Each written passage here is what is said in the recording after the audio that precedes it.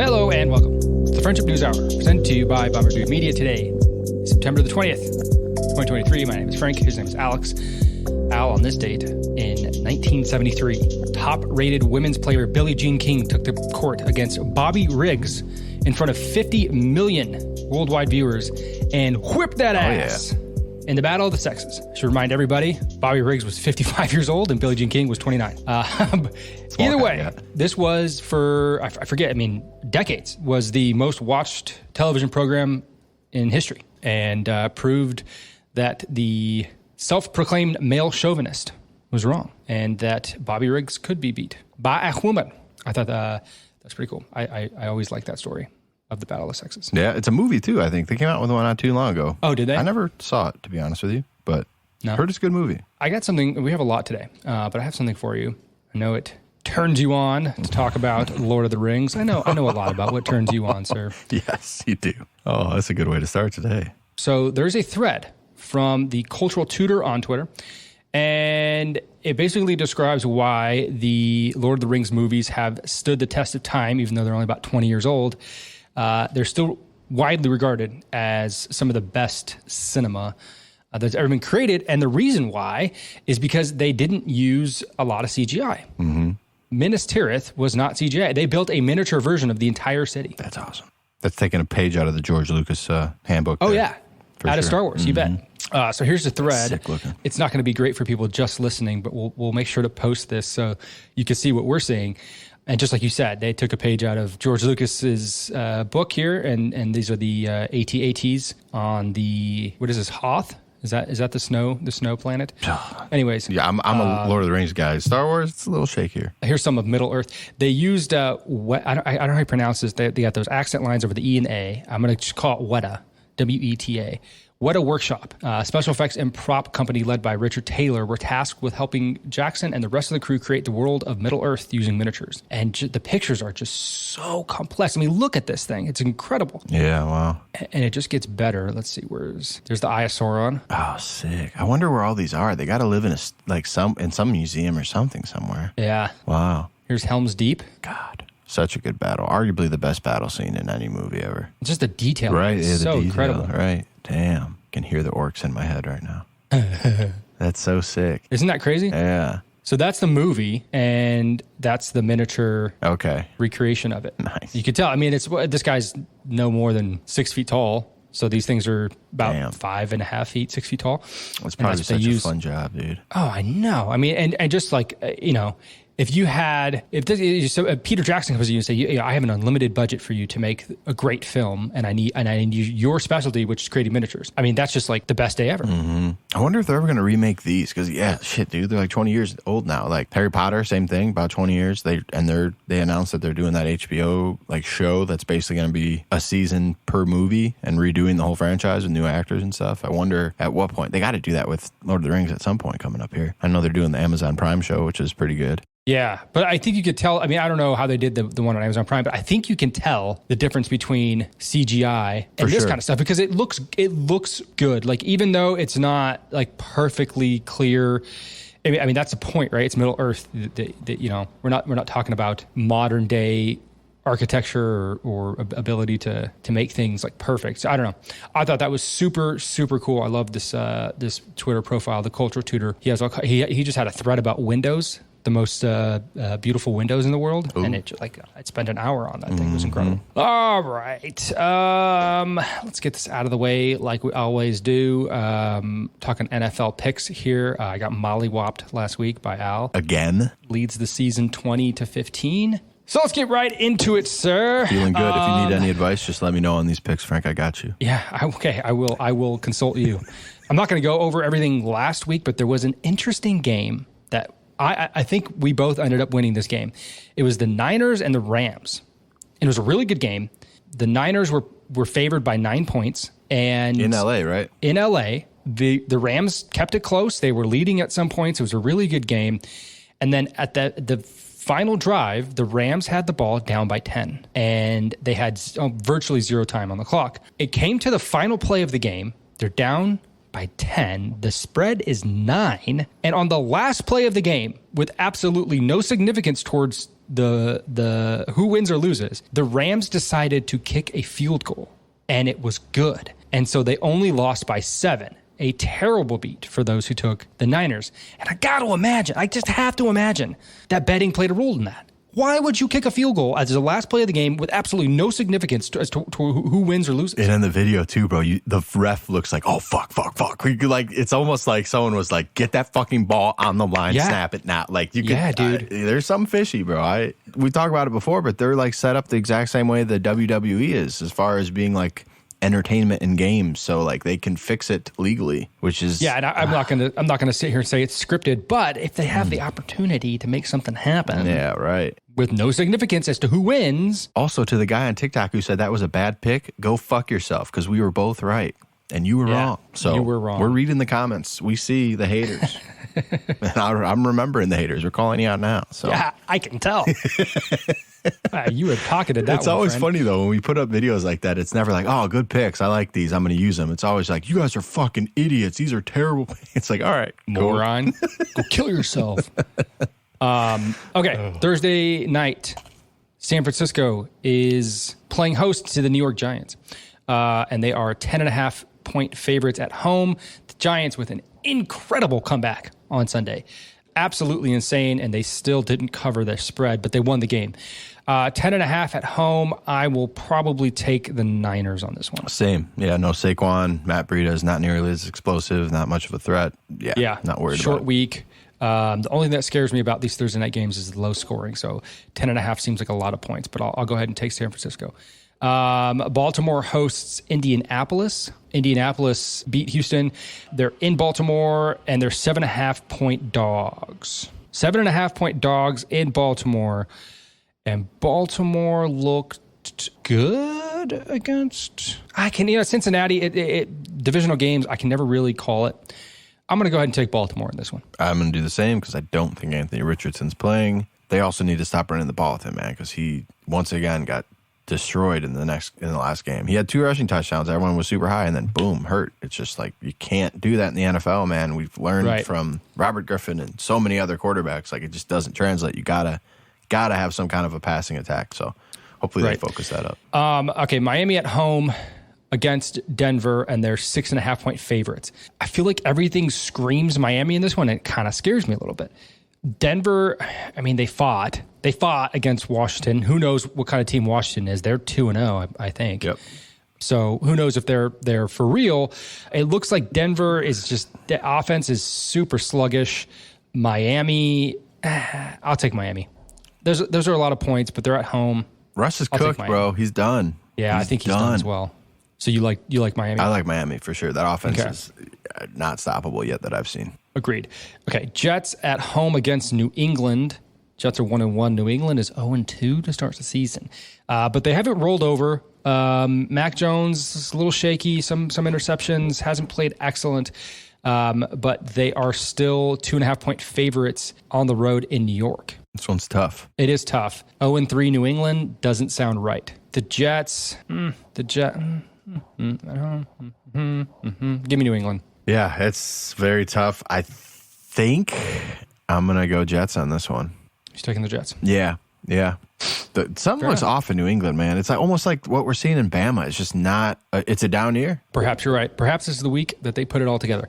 Jacksonville is hosting Houston, and they're 9.5 point favorites. Man, see, this is the 9.5 points. That's a lot, dude. Jacksonville lost last week. Houston kind of sucks. There's a lot of points. I'll take Houston. Why not? I'm going to go Jacksonville. Taking Jacksonville. Little bounce back. Got no faith in those Ohio State quarterbacks, man. They're 0-6 to start this season. Yeah, I know. Gosh, man. Just when I was feeling really good about Justin Fields, he's not been great to start season. Cleveland is hosting Tennessee. One of the more gruesome injuries I've seen ever. Nick Chubb. I don't recommend looking it up, but he seems to be out for the season. Tennessee came back against the Chargers. I felt really good about that pick until the fourth quarter, and just like they do, they pissed it away. I told you. You did tell me. Even so, I'm going to take the 3.5 points and Tennessee. I got Cleveland in this one. Taking Cleveland. Okay. Detroit is home against a 2-0 Atlanta team that puts up a lot of points. This team can score. So could Detroit. 3.5 points seems like a lot. Detroit pissed away a win. I don't know about that. Came back from down 10 in the fourth quarter to lose in overtime without getting the ball. I don't know about pissed away. I don't know. They pissed away a win. Okay. In a game that they were favored 6 points. I will roll with Detroit in this one. Obviously, that's what I'll be picking.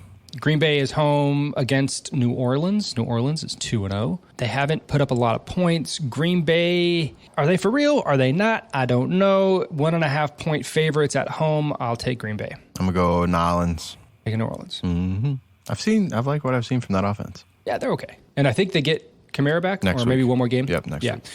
Washington hosts Buffalo, and they are 6.5 point underdogs. Washington looks okay. Buffalo beat the life out of the Raiders. I didn't think that was going to happen, and they really destroyed them. So maybe they've gotten their stride. I don't know. I'm going to take Washington. Buffalo. Nice. We got a lot of opposite picks this week. Minnesota hosts the Chargers. Both teams are 0-2. Both teams put up a lot of points. Both teams cannot finish a game. This is really tough. The spread is 0.5 point. This is literally a pick'em game. I'm going to take Minnesota only because the Chargers secondary looks awful, and Justin Jefferson has more receiving yards than anybody ever, basically. So give me Minnesota at home in this one. Same. Yeah, I'm just going to rely on that home crowd to push into the victory here. Plus, it's the Chargers. I really don't have any faith in them. How could you? Seattle is playing host to Carolina. Seattle is a 5.5 point favorite. Carolina is 0-2. They haven't looked. They don't have players, man. Seattle's shitty. Their quarterback lined up behind the guard last week, so that's what they got going on over there. Seattle showed way more life last week than I expected them to. Give me Seattle in this one. Agreed. Kansas City hosting Chicago, and they are 12.5 point favorites. Ooh. They could be 20 point favorites. I'm taking Kansas City. The Bears are trash, bro. Yeah, man, they can't score. Oh, it's great. I love to watch it. It's so awesome. I'll take Kansas City as well. It's a lot of points. Dallas is in Arizona, and they are 12.5 point favorites. That's way too many points on the road. I know Dallas is good. I know their defense is good. Arizona's so bad, though. They're so bad. Take Arizona. Well, give me 12.5 points worse. Okay. And then Vegas is hosting Pittsburgh, and they are 1.5 point favorites. That's a tough one. It is a tough one. I feel like they're pretty evenly matched. I will take Vegas at home. I got Pittsburgh on the road. I think they look much better this week than they did week one. Pittsburgh did not impress me at all week one, but they showed some life this last week. They did show a little bit of life. You asked why there were 2 Monday night games last week. There are 2 Monday night games this week. It has to do with a TV deal where Disney, which is ESPN, gets a certain amount of games a year, and they had to fit them in somewhere. Oh, okay. So these 2 weeks, weeks 2 and 3, there's 2 games on Monday night. So enjoy. Tampa Bay hosts Philadelphia. Both teams are 2-0, surprisingly. Tampa Bay is 2-0. Philadelphia is 5.5 point favorites on the road. You know what, dude? Give me Tampa. Dude, this is a hard one for me. I think I'm going to go Philly. Think so? I don't feel good about it at all. This is the hardest pick for me so far because, dude, I've seen life out of Tampa. Like, Baker looks as good as he's looked in his career to me, man. Like, he finally seems like he found like a system or coaches or something that is working for him. I think Philly can win this game. I think 5.5 points. 5.5, yeah. Give me Philly though. I still think that they're that reigning NFC champs. I think they're looking good to maybe do it again this year. So cool. Last game of week 2 or 3 is Cincinnati hosting the Los Angeles Rams. 1.5 point favorites at home. I mean, do they suck? Are they a bad team? They never were. No, they're not going to go 0-3, especially not at home. I don't think so. Not to the Rams. I don't think so either. That are injured and falling apart. Other than this receiver that's come out of nowhere, dude. This I don't even know what he is. Is he like Hawaiian? Honestly, I don't know. He's great though. Puka Kekua? Yeah, he's great. But give me the Bengals, man. I think we're going to see an explosion from them. They have so many weapons, and Mixon and Jamar Chase, who's done nothing this year. T. Higgins, who I was like really leaning on in all my leagues. So I'm really pulling for a strong Cincy performance. Same. All right, that's your NFL Week 3 picks. Take them to the bank. if you're taking Alex picks. All right. Let's start with immigration, shall we? Let's do it. Good old classic favorite of ours. I'm going to show you a clip here. This is a development in Texas. It's called Colony Ridge, 40 miles north of Houston. It's about the size of Washington, D.C. and home to 75,000 people. The developer gives illegal immigrants direct home loans so they don't need Social Security numbers. It is also full of gang activity and has become a strategic hub for the Gulf and Sinaloa cartels. Reports say that it could reach 200,000 people shortly. Is it obvious why this is a terrible idea? Yeah. It should be. Yeah. But, I mean, there's some folks out there who believe in open borders. Like, literally, truly believe it. Here is Louis C.K. I don't know if this is how old this is or how new this is. He was on Joe Rogan podcast. And I have a lot of respect for Louis C.K. I think he's a really brilliant guy. He's really funny, obviously. But he says, like, some of the dumbest shit I've ever heard in my life in this clip. My feeling is they should open the border, and just let them pour in, let everybody pour in. And then the answer, which is, well, then there'll be all these problems. Yes, there should be. It shouldn't be so great here, is what I'm saying. In America, it shouldn't be. It's a weird thing to sequester a certain group of people and try to keep upping their lifespan and their lifestyle and just keep trying to increase that for this group of people. And then this pressure of people trying to come in so they can enjoy it. And then it gets worse and worse down here. I mean, I'm not Canada. It's really just from down here. There's something wrong with that. That's not a system that's working. And it forces people to do cruel things to other people. There's a lot of people that die so Americans can be safe. They're just dying, weddings that are drone bombed in Yemen because the guy said something that might have resulted in American insecurity. Not even like definite American deaths, but like just so we can breathe a little easier. Folks die. And folks do labor in unsafe places so that we can keep the prices where we like them. There's so much about American life that other people pay for. That's part of it. But also, it's not good for us either. It's not a good way to live in a gated community. If you let folks pour in, like any other wave, it'll kind of slosh. And then things will be different. I don't know, like, what'll really happen? A bunch of people, like, will they just come with knives and start killing? Yes, they will. Yes, they will. I want to address his point real quick, but he asked, will they just come and with knives and start killing people? How many times have we covered these stories on this show? I have another one for you. Per multiple CBP report sources, an illegal immigrant from Peru charged with murder in connection with a homicide in Eagle Pass, Texas yesterday was first caught by Border Patrol illegally crossing into Eagle Pass in May, was released into the U.S. with a court date in 2025. 64-year-old Roberto Emilio Vasquez Santa Maria was arrested by Maverick County, Texas Sheriff's Office yesterday. Border Patrol sources tell us after crossing illegally in May, he was processed with a notice to appear in court in 2025, then was transferred to immigration, who released him into a non-governmental organization in Eagle Pass. No information on the victim and the facts of the case. So yes, absolutely. I can understand how people can sympathize with what Louis C.K. said on the latter end of what he was saying. Yes, America has done terrible things to third world countries, and we probably have a reckoning coming. I mean, that's not like a very controversial thing to say. But for us to self-impose mass immigration on ourselves and just let the chips fall and it'll just be different. No, that's not. Nobody cares about, I don't think, the country being different. I think we care about knowing who the fuck is here.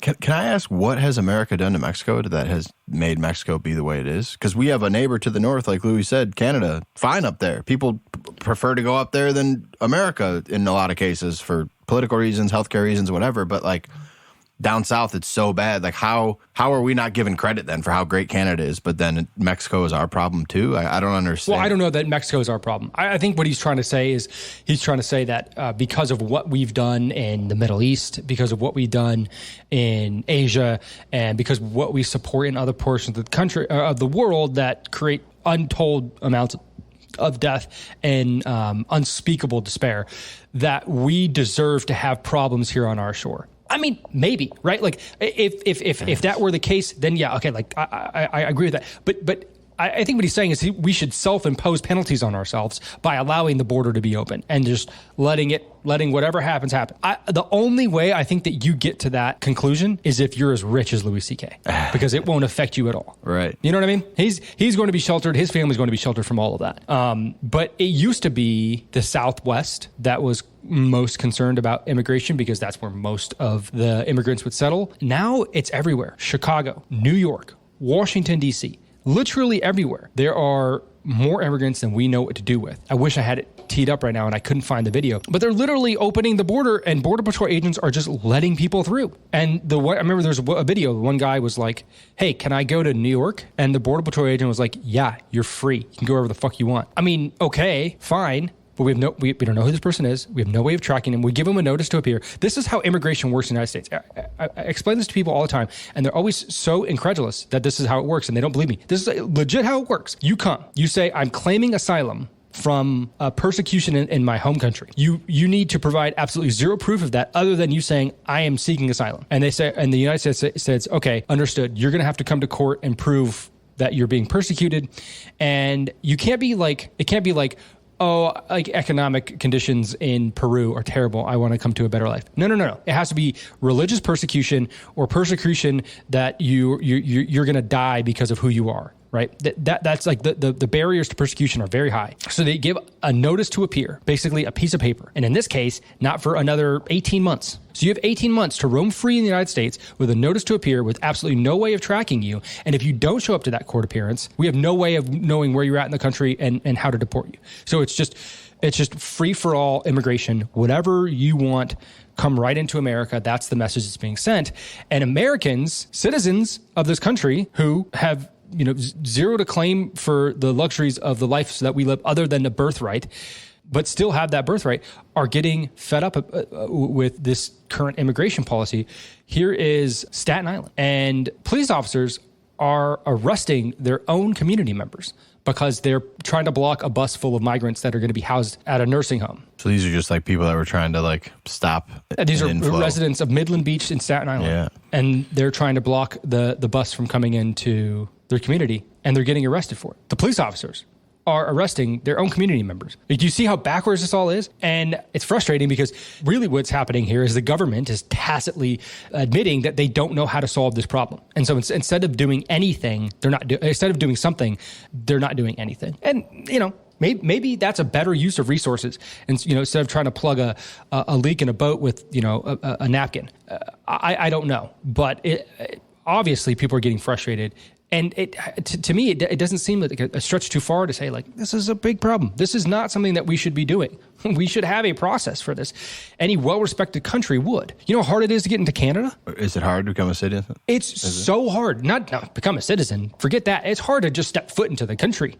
If you have a prior, like a misdemeanor, something that in Canada, you could get in trouble for the same way, and you don't have like direct proof that you've changed your ways, they will not let you in the country. It's really hard to get into Canada. I'm surprised that we don't see like the president and his cabinet switch their tune though, because like we're seeing in Chicago, huge problem. Like the O'Hare Airport is just like riddled with immigrants right now, and a bunch of precincts around the city the same way. In New York, we're seeing these videos from Staten Island. Their mayor even came out saying that the migrant crisis is going to destroy New York, and that he doesn't see an ending to how this is going to play out. So like two of the biggest cities, of blue cities in America are talking this way because they're finally seeing the problems that California and Texas and all these other Southwest states have seen, but we still don't see like a change in tune from him. That's interesting to me. I guess I don't know why you wouldn't see that. Interesting. Yeah. So when you hear community members in Chicago, remember we played this clip a couple months ago, and one of the community leaders was speaking out and was saying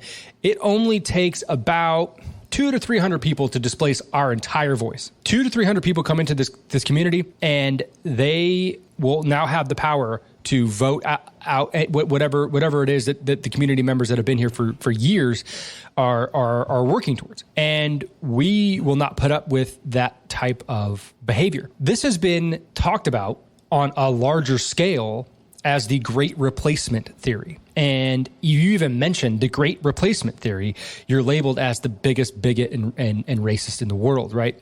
And plenty of people have gone down that road. and have not met a good end. But how could you not think that way if the borders are so porous and the current administration is trying to do nothing about it? And then you have to wonder, well, what does it benefit them to not do anything about it? The only thing I can think of is more votes.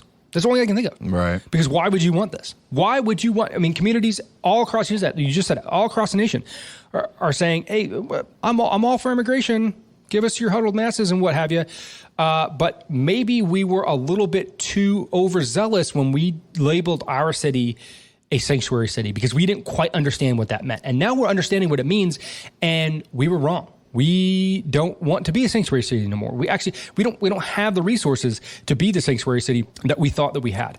And I see no end. And if you ask the Border Patrol czar, Anthony Mayorkas, his last name is Mayorkas, he says repeatedly on public television and every chance he gets to speak publicly, he will say the border is secure.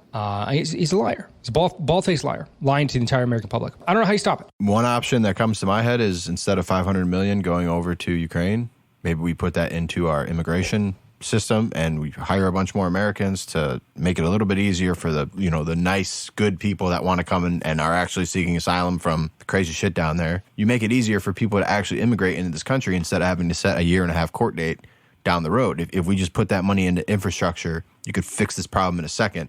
But instead, we're going and just buying more weapons and adding more support to Ukraine for a war that I don't really see an end in sight. You know what I mean? I'm not saying we're going to be a 20-year war like Iran, but like I don't see either side budging here, and what they're fighting for is very important to both sides, and right. America too, since it's our proxy war. But nobody really had the ability to vote on this. No. Right? Like we voted on the current administration and Biden won, but had we known that there was going to be a war that was going to cost American taxpayers trillions of dollars, would we have voted on it? I don't think so. I would also think if you had these two things on the ballot, solve American immigration crisis or start to solve it, or give money to another country, I would think most Americans would vote for something that actually is affecting us very much right now. I don't think you're far off.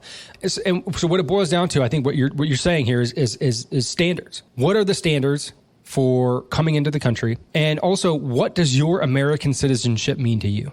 For a lot of people, it doesn't mean much because they hate this country and they don't give a fuck what happens. For a lot of people, the point of this is that the structures that are in place currently are dismantled totally and completely. Yeah. For some people, that's what it means. I think for a lot more people, American citizenship means a lot more, and it's something worth protecting. And it's not something that you can say nobody else is going to get. I think that's kind of the message that Louis C.K. was saying. Like we try to protect our borders so that nobody else can get in. I don't think that's the case. I think overwhelmingly people are in favor of the expansion of the American population through immigration. I think all we're asking for is a process so that so that there's some sort of assimilation, there's some sort of acceptance into America for what it is currently, instead of just saying everybody come in and then it just changes. That is a recipe for chaos and disaster. And I don't know why anybody would want that. It boggles the mind. It really, truly does. And I'm certainly not saying you go vote Republican that's going to change, because, these things, just because somebody else is in the White House, they don't change overnight. You can't just snap your fingers as president and make this go away. This is really, truly determined on your local elections, on what people are going to do locally for immigration if you're in a place like Chicago, or for the border if you're in a place like California, Arizona, New Mexico, and Texas. Yeah. Did you see Putin's comments about our political system last week? Yeah, he was spot on. Dude, spot on. I'm going to just read an excerpt of what he said, and it's so true. He said, "As for the prosecution of Trump, for us, what is happening in today's conditions, in my opinion, is good, because it shows the rottenness of the American political system, which cannot pretend to teach others democracy. Everything that is happening with Trump is the persecution of a political rival for political reasons. That's what it is. And this is being done in front of the public United States and the whole world." And it's so, yes, that's true. But then we look at what's going on with immigration, very flawed. And it's a result of our democracy and how it's being handled politically and not being solved. Our education system's terrible, dude. But yet we're throwing all this other money to try to make other countries, to teach them democracy, as Putin says, or to try to get our foothold in these areas. And it's we don't even have our own shit under control. And now we're super hyper extended in seeing all kinds of problems while like life in America crumbles, inflation soaring, all this other shit. It's just like, it's so frustrating, dude. And like, now we're being called out on it on a global scale, and we deserve it. But and if you think, Vladimir Putin is not somebody that you should be taking points for our domestic policy. The reasons that you think that way are because of the things that we say about Putin, right? Putin's not going to sit up there and say, I kill political dissidents and my opponents. I murder them.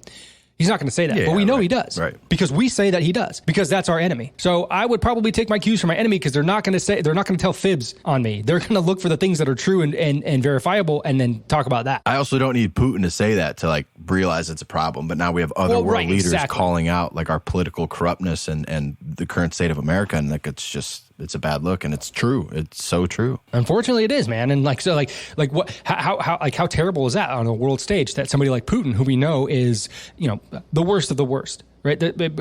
Really, truly, like a terrible person, is saying things that are awful about us and that are true on the world stage. Yeah, I mean, it's awful. Probably watch him, China, and all these other countries create their own currency that's backed by gold.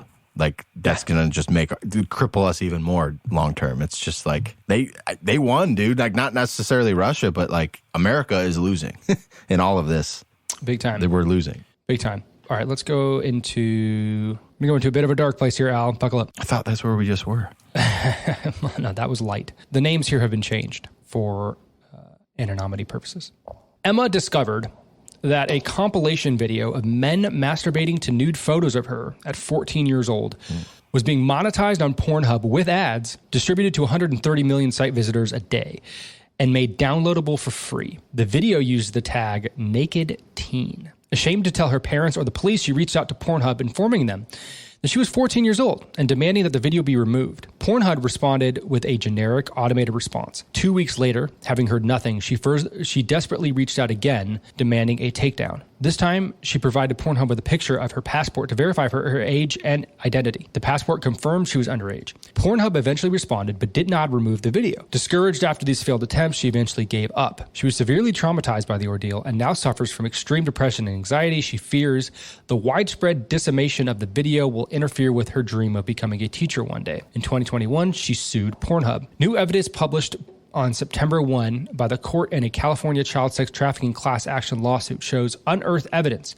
that Pornhub's owner and CEO made the decision to only hire one person to work 5 days a week reviewing flagged videos. They had a backlog of 706,000 flagged videos and an intentional policy where a video would not be put in line for review unless it had over 15 flags. The emails, text messages, and depositions show employees understood that management did not want the rules enforced against illegal content. Depositions proved Pornhub was hiding known child sex abuse videos from authorities for over 13 years. It's clear that Pornhub's owners and executives set up a system that thwarted and discouraged victims from being able to take down their criminal abuse. In fact, in a new sex trafficking lawsuit filed in California federal court on September 8th, the victim says Pornhub threatened to sue her if she continued trying to remove her sex trafficking from the site.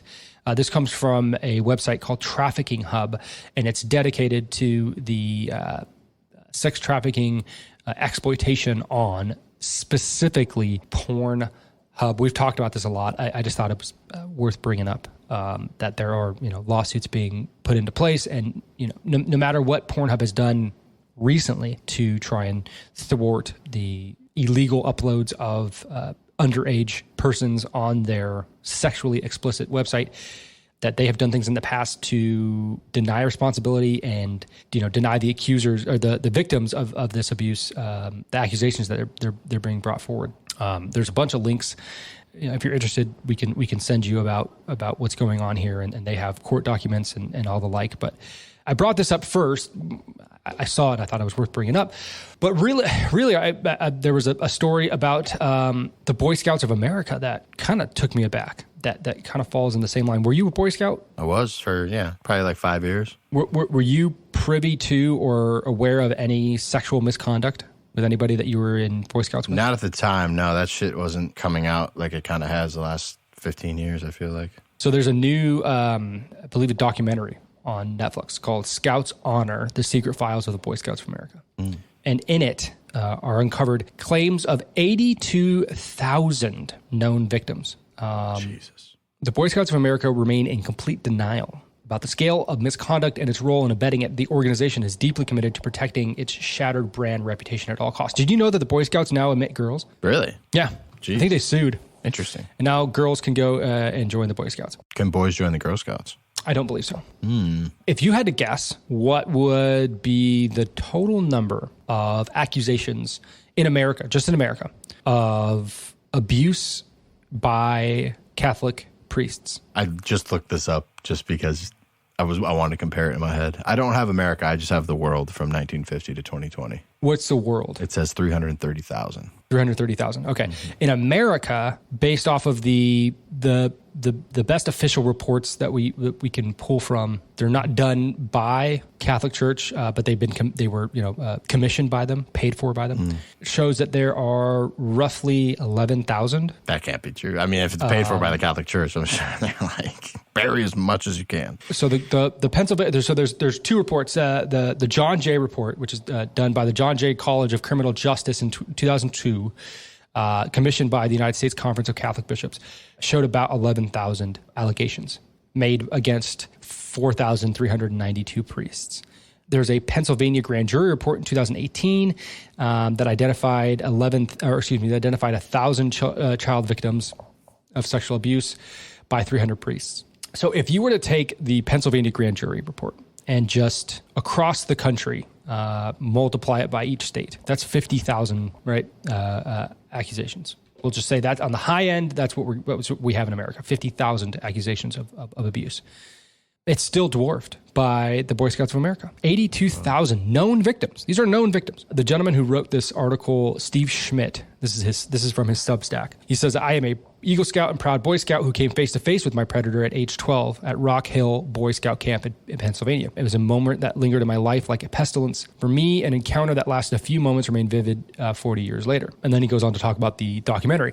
The hero of the documentary is a retired special victims detective from Plano, Texas, a whistleblower named Michael Johnson. He spent his entire career trying to protect children from sexual predators, and he makes the point that sexual abuse is a fairly benign euphemism for something terribly violent, and I think that is so true. I'll read that again. He makes the point that sexual abuse is a fairly benign euphemism for something terribly violent. In this case, adult men sodomizing, raping, and violently filleting boys, right? Even the term sexual abuse is watered down to what actually happens, especially when it comes to little boys and men. He makes the following point at the end of the documentary: most men will never report the abuse. They can't. They aren't strong enough, and our society punishes the courage of its male victims of male abuse. I don't know that that's necessarily true, although I don't think it's not true either. I think there are more men than women who are willing to sit with their experience and not bring it up and suppress it because of the inherent shame that comes with that type of event, even though it's not your fault. And you might understand full well that it's not your fault, that you're 7, 8 years old, 9 years old, 10 years old, whatever it is. You have absolutely no control over what happened to you. You still can't bring yourself to come out and say, yeah, raise your hand, this happened to me. Yeah, interesting stuff, man. I always thought that putting my kid in the Boy Scouts would be a tremendous thing for him, and you might have found value in it. I don't know, but God, it just makes you think, man. What institution can you trust? Yeah, man, dude, I don't know. I think if we really want to stop this shit, you need to up the penalties for it. It's been like allowed, I guess I would always say, but to go on for too long. Like, people have known this shit's been happening for years and years and years. We see it with the Boy Scouts, we see it with the Catholic Church.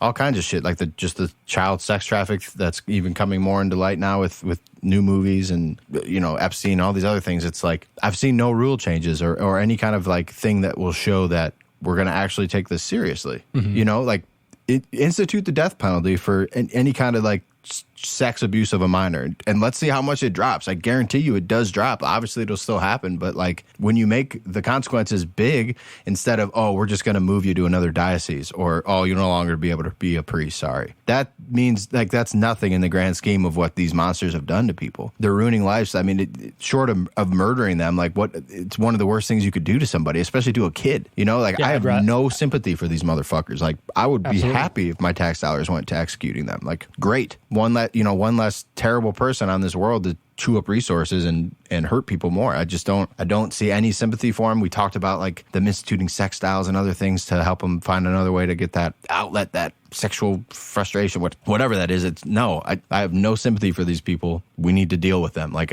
or we're just going to, somehow like there's going to have to keep getting more made, like, right? Because like most likely something happened to that person when they were young that fucked them up. That like, got them trapped in either that psyche of like, I'm into kids because that's when this shit happened to me or whatever it is. And then they're more likely to then go do that to another kid who's going to probably develop some kind of similar thing. And it's like, it just snowballs. Whereas if we find ways to force these people to not do this, I don't see how it doesn't help. It's just, when I was researching what this looked like in light of the Catholic Church sex abuse allegations, one of the things that I found interesting was that overwhelming majority of the priests that they were able to talk to that have been accused and that admitted to their abuse said that had happened to them right when they were kids. But they're probably chilling right now, right? They're not in prison. Well, yeah, I don't think so. Yeah. I don't know. Yeah, I mean, it seems as though they've gone unpunished. Oh, I really shouldn't have done that. Really, yeah. Right. And it happened to me. And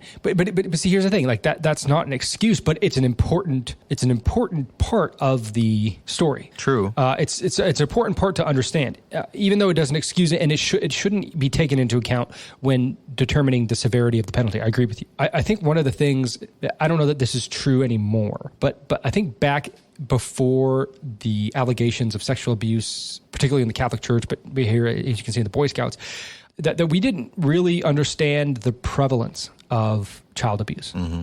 I think polite society believed that it was rare occurrence that a child gets abused sexually. That's wishful thinking, I think, was what we've learned. Well, I think yeah, now, but even back then, even if your kid came up to you, I could understand how a parent might be like, well, like they had this happen to my kid, but like probably only happened to my kid, so it's probably better that we just stay quiet about it because I don't want you to be this outcast that's known as like the sexual abuse victim and like, thinking very irrationally about what it might look like from a status standpoint. As a parent like trying to protect their kid. Yeah, I know what you're saying. Right, but now we know that pedophilia is, God, I mean, like short of calling it the norm, it's like really prevalent. Mm-hmm. It's out there, man.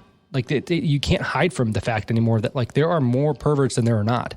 And how we stop it, I don't know, but I'm in agreement with you, man. Like there certainly should be no leniency towards it. If that means that some people who can't figure out the fact that they are attracted to, young children or have been abused themselves and can't help themselves, like that is unfortunate.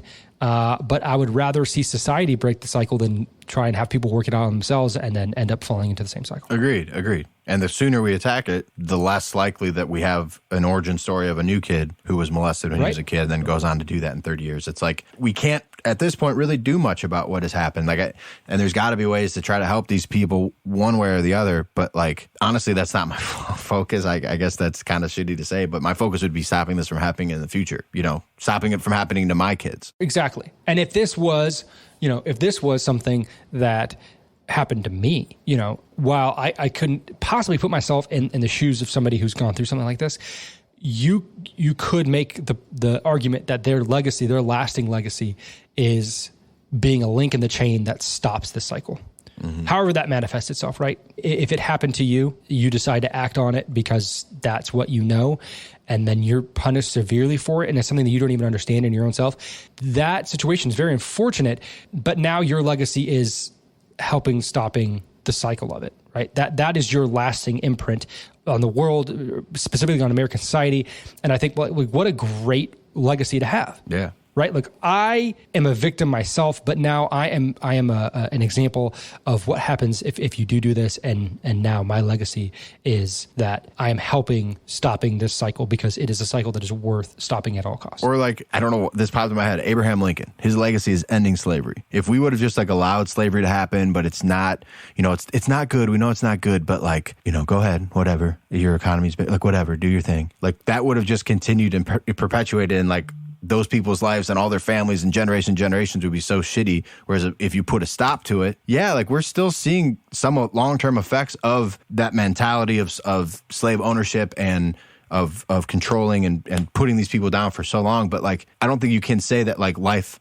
hasn't gotten better for African American people in America since the 1800s. So it's like, it's going to take some time, but like we need to do the initial Emancipation Proclamation for these kids to like get this ball rolling and like show that there's going to be penalties and like this shit's not going to keep flying. Because right now it's like, it's as if we would have just like let slavery go on under the radar. It's literally child sex slavery now, like in a lot of cases, or people manipulating these kids because they're easy targets, dude. Like a kid doesn't know they're just so like fresh to the world and trusting adults most of the time.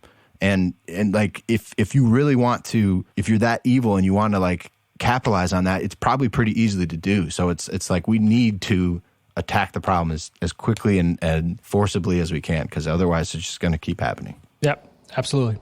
If I were to take a credit card out in the name of my son, does that make me a bad parent? I think it could make you a good parent, because couldn't you like start building their credit now? What if I max the card out? That would be bad. That'd be bad. What if I bought myself things I couldn't afford and then left them with the bill? That'd be really bad. So you're saying putting all of that debt on their tiny little shoulders for my own benefit is bad. You might even call that evil. Yeah. The United States national debt just topped $33 trillion. Whew. It's crazy that number is nothing to like. It means nothing to me. It registers absolutely, yeah. And it's so big. It's such a big fucking number. That's Walter's problem. It took the U.S. federal government 205 years to accumulate the first $1 trillion. Are you kidding? In national debt. Oh my God. It took us 90 days to accrue the most recent $1 trillion. 4 more years. 4 more years. Well, I mean, whatever. It doesn't matter who's in the office. Donald Trump spent more than any president before him. Yeah, I mean, so it seems that's our only option right now, is to continue to spend and to continue to build this house of cards. It's going to fall down one day. It's untenable. And I think if we thought about it as taking the debt in our name and then dropping bombs on our children, it would probably be better way to think about it than the way we're thinking about it now. Question, and this is like a dumb economics question. I'm not that well versed in that area. I read Freakonomics a long time ago, and that's about it. As BRICS and all this shit happens, U.S. dollar falls. Does our debt fall, or does what we have to pay back the debt just get smaller so it grows? I don't know how it translates. The fact that the world up until very recently used to use the U.S. dollar as the base currency just meant that the dollar was strong. What it means for our debt, it doesn't. I don't want to say it doesn't matter. It definitely matters. But as far as our debt's concerned, it only matters to the point that we can continue to make payments on our debt. But like to who? Like, is our debt to America, to the U.S. Treasury, or are we like borrowing from China and all these other like bigger countries? Well, a nation gets into debt by selling securities that we pay back with interest, right? Somebody buys a 5-year Treasury bond, and they get that money that they bought the bond with plus interest back in 5 years. So we're just borrowing from our citizens or from citizens of the world to continue doing what we're doing, and then we pay that back with interest. Yeah. So we accrue debt, which is fine, right? Like, a nation can hold on to a certain amount of debt and be okay. But the reason that we have all this debt is because we continue to spend more than we make in revenue, right? So again, very important point here is that the government does not make revenue. They don't do anything that brings in revenue.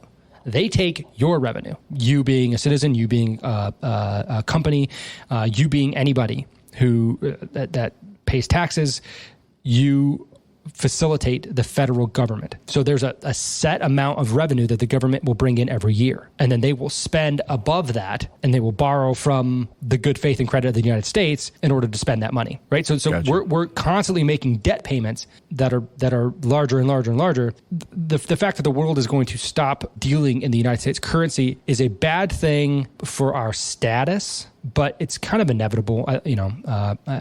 100 years or so is about what we get, and we got it, and so now it's done.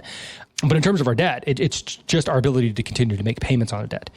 We talked about this a few weeks ago when your dad was on, how our credit rating for the first time ever had been decreased. Yeah. It's a bad thing. It's a bad thing. It's not because we're not making our payments. It's because we have so much debt that it's no longer as secure of an investment as it was to buy United States debt. Debt is the way that you grow an economy, right? So like you hear debt and you think bad because you think about your personal debt, your credit cards, your student loans, things like that. It's something that's a stressor on you. But if you thought about debt in a different way, it's the most useful tool in the world. And if you use it correctly, then you are able to grow your personal wealth. If a nation uses it correctly, they're able to grow their wealth. To carry a certain amount of debt is not uncommon, and it's usually, a sign of a health, especially a business, right? Like if a business has no debt, you're like, why, right? Why don't you have any debt? Do you have that much cash? Are you Apple? Are you Google? Or as my professor used to say, are you the Vatican? No, you're not. So you need to have debt because cash is king, and you can't. You're not making all this money, and then you have these hordes of cash that you're not spending. That's a dumb idea. It's a dumb idea to hoard cash like that. You need to be investing it. You need to be making it work for you, and debt is the way that you do that. But $33 trillion is far too much debt. Yeah, far too much. Eek is right. My only other question before we get out of here is why is no major news outlet really talking about House Republicans bringing an impeachment hearing to Joe Biden? Because it's all I saw when it happened to Trump like 3 times. Yeah, I know. I mean, if this was 20 years ago, it would be the biggest news story ever. Mm-hmm. But I think impeachment has a new meaning. I think we know that it is going to fall on deaf ears and that there's really no avenue for the president to be convicted. And so it's just an exercise in futility. It seems like a way to air dirty laundry about the president at this point, to like shut down aspirations of like a second term. Because like if this moves forward, which I think it will, the House is run by Republicans, correct? So there will be a hearing. I think it's just going to show to the American public what happened with Hunter Biden and the cover up of all that information right before the election. I think that's just to kind of maybe try to expose Democrats for what happened. But I don't think he's going to be removed. Right, and it's probably just McCarthy being able to say that he did something. Right. If they really wanted to do something, I think that they would impeach the Attorney General, Merrick Garland, because he seems to be the most complicit this Hunter Biden saga. Really?